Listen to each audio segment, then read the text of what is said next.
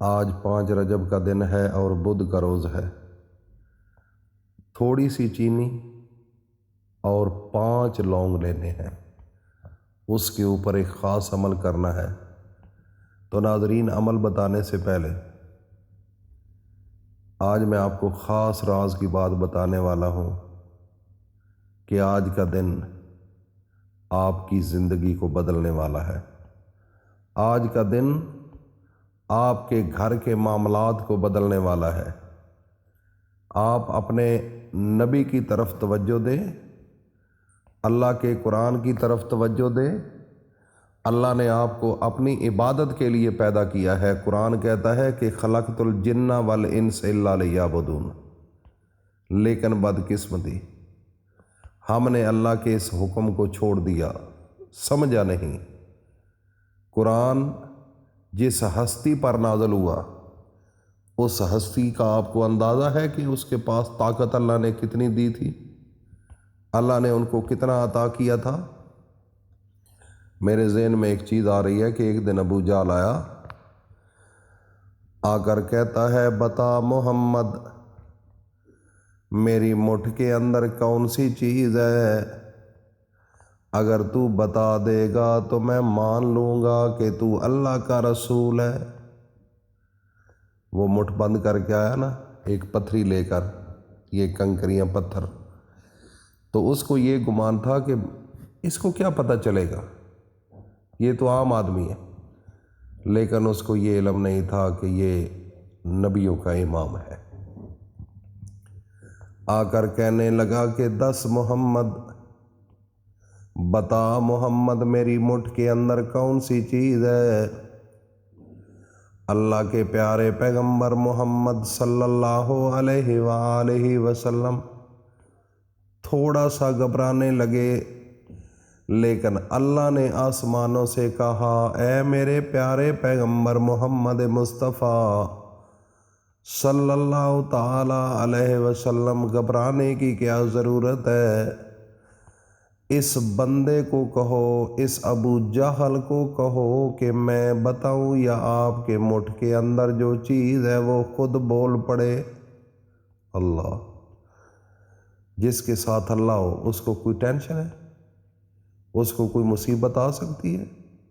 اگر آئے تو اس میں راز ہوتا ہے۔ تو میرے نبی حضرت محمد صلی اللہ علیہ وآلہ وسلم نے فرمایا کہ اے ابو جہل، مجھے یہ بتا کہ میں آپ کو بتاؤں کہ آپ کے مٹھ کے اندر جو چیز ہے وہ خود بول پڑے۔ وہ حیران ہو گیا، ہوئے یہ کیا ہے؟ اس کو تو یقین ہی نہیں تھا۔ لیکن اللہ کا کمال دیکھے، جو مٹھ کے اندر پتھری تھی، جو کنکریاں تھیں، انہوں نے کوشش شروع کر دی کہ ہم باہر نکلیں، کیونکہ پتھریوں کا مالک بھی تو اللہ ہے نا۔ تو وہ نکلنے کی کوشش کرنی شروع کر دی کہ ہم مٹھ سے باہر نکلیں۔ ابو جہل مٹھ بند کرنے کی کوشش شروع کرتا ہے، زور لگاتا ہے، اپنا ایڑی چوٹی کا ٹل لگاتا ہے کہ میں بند رکھوں، لیکن کیا ہوتا ہے؟ یہاں تک لکھا ہوا ہے کہ ابو جہل کا جو نیچے والا ہونٹ تھا، اس نے اپنے دانتوں کے نیچے رکھ کر دبایا زور لگانے کے لیے، لیکن وہ کٹ گیا، اس کی مٹھ کھل گئی، اور جب مٹھ کھلی تو وہ پتھریاں سامنے آ گئیں۔ وہ پتھریاں شہادت دینے لگی، اعلان کرنے لگی، بولنے لگی، وہ کہنے لگی کہ اشہد اللہ الہ الا اللہ وَأَشْهَدُ أَنَّ مُحَمَّدًا عَبْدُهُ وَرَسُولُهُ۔ وہ شہادت دینے لگے کہ اللہ وحدہ لا شریک ہے، اس کے سوا کوئی الہ نہیں، اور محمد اللہ کے رسول اور اس کے بندے ہیں۔ لیکن اس کے باوجود جو کافر ہوتا ہے وہ ضدی ہوتا ہے، وہ ایک بات پر اڑ جاتا ہے۔ وہ یہی کہتے تھے کہ ہمارے باپ دادا نے یہ کام کیا، وہ کرتے رہے، آپ بڑے سچے ہو، قرآن کہتا ہے کہ ما وجدنا علیہ آبانا، یہ سوال ان کافروں کا تھا، اور آج بھی ایسے ہی ہے۔ کئی بوڑھوں کے پاس چلے جاؤ تو وہ آج بھی یہی جواب دیتے ہیں کہ ہمارے پیو دادا جو تھے، ہمارے ماں باپ، وہ اندھے تھے، ان کو نہیں پتہ تھا، آج تم بڑے مسلمان آ گئے ہو۔ یہ سوال کیا جاتا تھا اس دور میں بھی جب میرے نبی کا دور تھا، تو وہ بھی یہی جواب دیتے تھے کہ ما وجدنا علیہ آبانا۔ تو اس لیے ناظرین، یہ نظام چل رہا ہے۔ رجب کا مہینہ، یہ مہینہ، اس میں میرے پیارے نبی حضرت محمد صلی اللہ علیہ وسلم کو اللہ نے اپنے پاس بلایا معراج شریف سیر کے لیے، ملاقات کے لیے۔ سبحان الذی اسریٰ بعبدہ لیلا من المسجد الحرام الی المسجد الاقصی الذی بارکنا حولہ۔ اللہ نے کیسا لفظ لگایا ہے کہ سبحان۔ جب چھوٹا بچہ ہوتا ہے نا، وہ جب چلتا ہے پہلی دفعہ، تو ماں اس کو دیکھ کر بے ساختہ کہتی ہے سبحان اللہ، سبحان اللہ، سبحان اللہ۔ یہ کیوں ہوتا ہے؟ اس کی محبت کا اظہار ہے۔ اس کے اندر جو محبت ہے وہ ساری کائنات میں سب سے زیادہ اس بچے کے لیے، اس کے اندر سے یہ بے ساختہ لفظ نکلتے ہیں۔ لیکن جب میرے نبی حضرت محمد مصطفیٰ صلی اللہ تعالی علیہ وسلم معراج شریف پر گئے تو اس وقت اللہ نے بھی کہا تھا کہ سبحان اللہ، سبحان اللہ، سبحان اللہ۔ آ میرا سونا پیغمبر، آ میرا پیارا پیغمبر، آ میرا لاڈلا پیغمبر۔ تو پھر اللہ نے ان کو سارے آسمانوں کی سیر کرائی، جنت کی، دوزخ کی، نبیوں سے ملایا، ہر چیز اللہ تعالیٰ نے ان کو دکھائی۔ پیار تھا، محبت تھی، اس کو محبت کہا جاتا ہے۔ تو اس لیے اس مہینے کا تعلق، وہ جو معراج ہوئی تھی وہ رجب میں ہوئی تھی، تو اس رجب کا تعلق میرے نبی کے ساتھ۔ تو اس لیے ایک عمل بتا رہا ہوں، اگر آپ کے پلے یہ بات پڑ گئی تو آج سے زندگی بدل جائے گی۔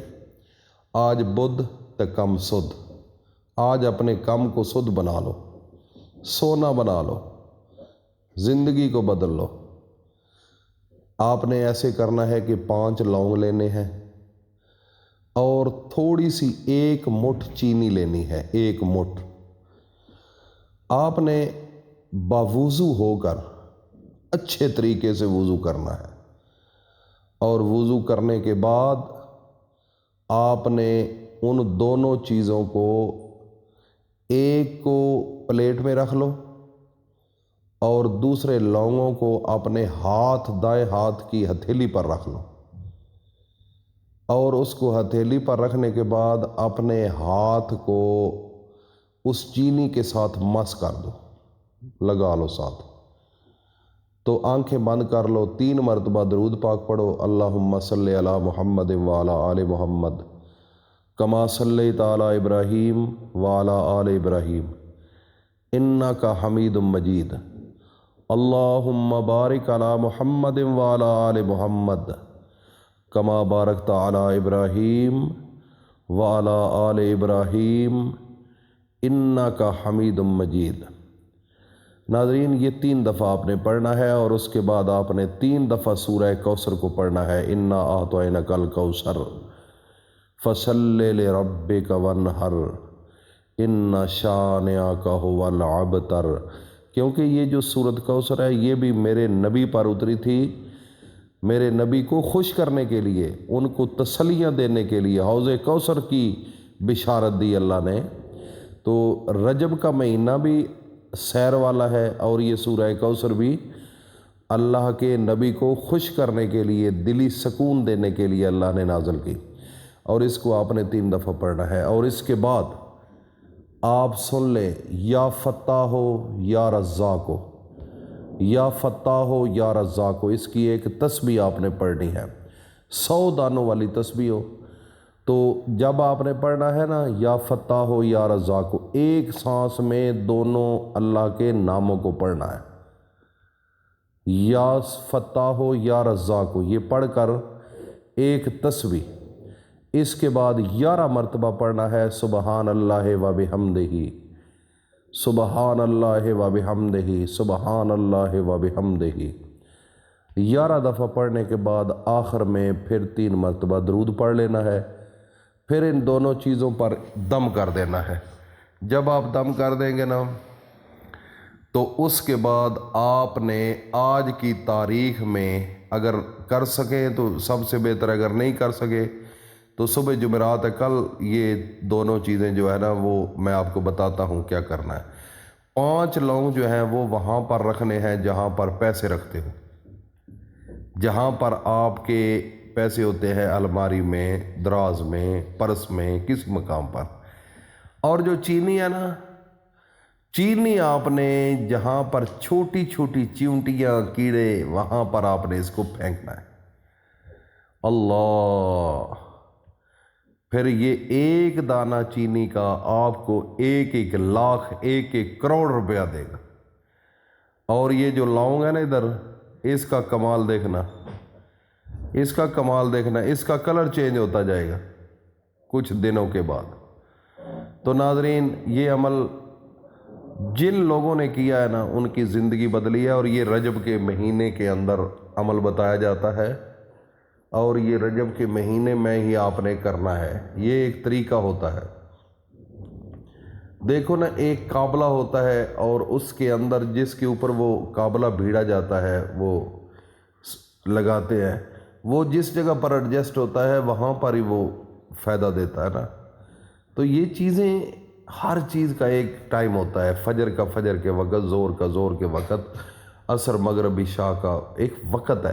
اب فجر تو آپ نے نہیں نا عشاء کے وقت پڑھنی، زور تو فجر کے ٹائم نہیں نا پڑھنی، ہر چیز کا وقت ہوتا ہے۔ تو یہ جو رجب کے مہینے کا وظیفہ ہے نا، اس کی اپنی اہمیت ہے۔